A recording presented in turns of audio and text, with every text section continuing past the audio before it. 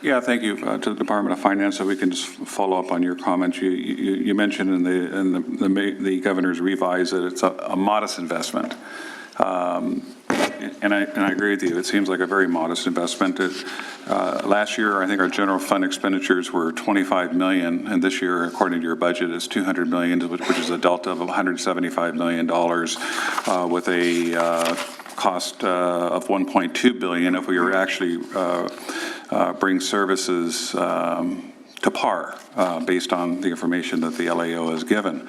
So I've learned in 27 years of being in this business, of being an elected official, that your budget really reflects your priorities and your values.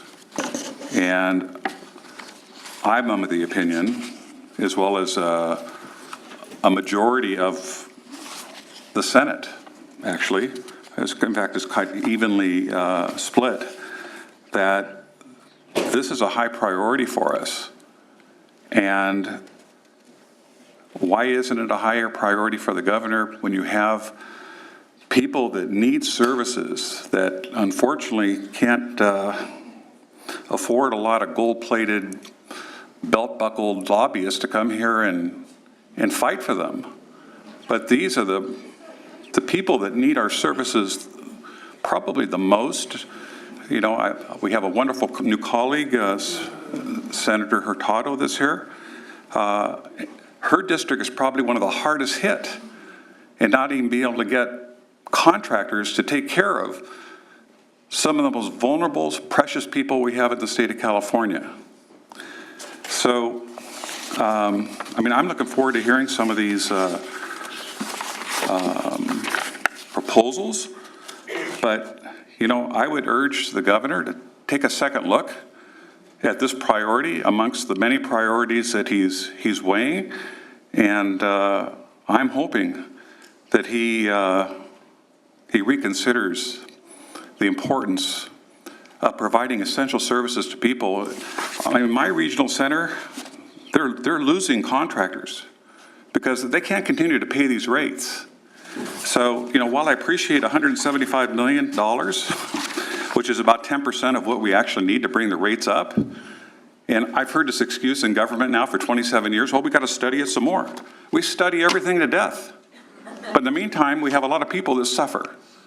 And so I think this is a very... Fortunately, I cannot allow, we cannot have any no clapping, cheering. You can do this. Okay, good. All right. That actually means applause in sign language. All right. You can do this, but sorry, no clapping, hissing, booing, anything like that. All right. So I think we let laughter go by. All right.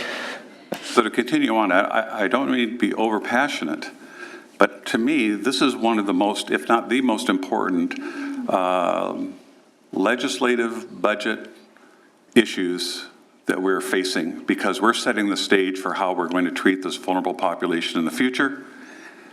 And I don't know how you can say that this can't be a higher priority with $22 billion in unanticipated revenue coming into the state. To me, it's going to really define the governor's care and concern for people that didn't get a fair shot at life, unfortunately, with some significant developmental illnesses that they have to endure, their families have to endure. It affects our IHSS. It's time for us to put the rhetoric aside.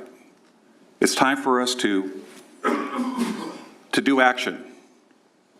And the way we do action is we start restoring these rates. We should have a 3-year phase-in where we get to that $1.2 billion in the general fund. And we need to start this year. And so I hope that you'll carry my message to the governor that this is not enough and we need to do more.